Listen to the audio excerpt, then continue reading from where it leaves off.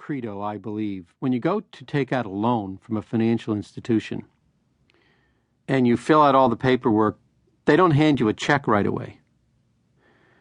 They do something between the time you get a check and the time you filled out the paperwork, and it's called a credit check. A credit check is a belief check.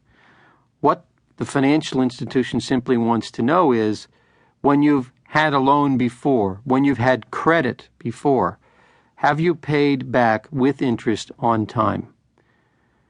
Constituents do the same thing with leaders, and they ought to do that.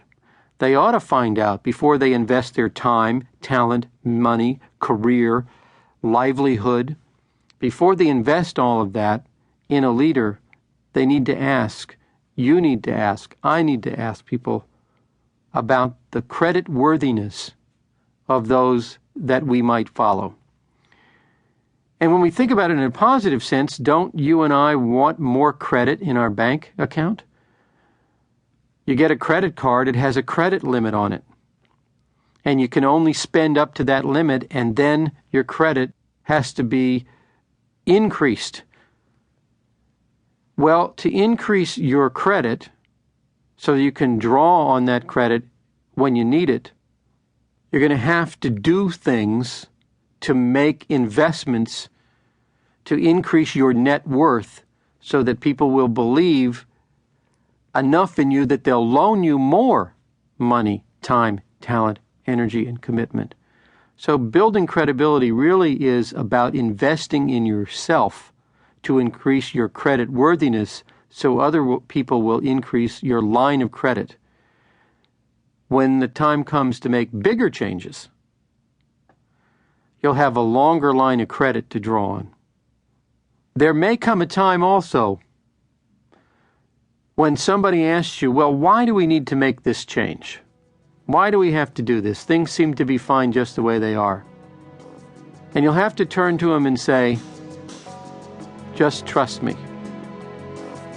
And that's the time when you really want a lot of credit in your account. That's what credibility is.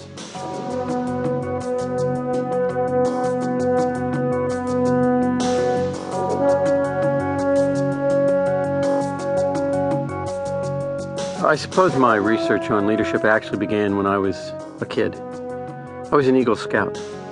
I achieved the rank of Eagle at the youngest age of any Eagle Scout in the United States at the time, and because of that, and my hometown being Washington, D.C., I was invited to be in John F. Kennedy's Honor Guard.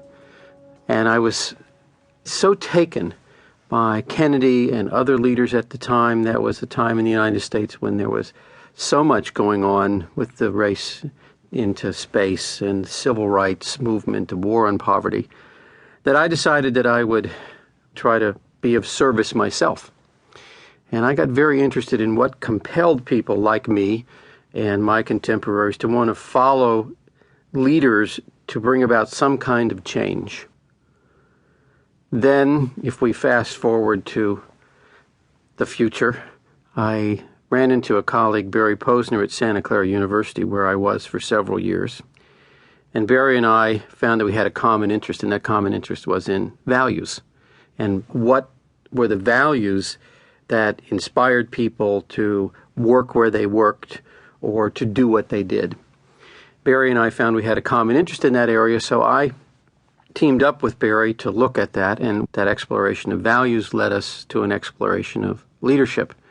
We collaborated on our first book, The Leadership Challenge, and found that in The Leadership Challenge there was one bit of research that intrigued us and intrigued our audience, and it was not only about what leaders did to get extraordinary things done in organizations, but it was about what people wanted from their leaders, what constituents wanted, what you and I want from our leaders.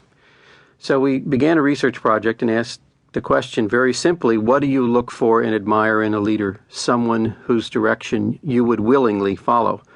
And the key word in that sentence is willingly. What would you want from someone if you were going to sign up for that person's expedition? We developed an interview schedule and interviewed people, and then eventually a survey, and found that over time, now over a dozen years, there were consistent responses.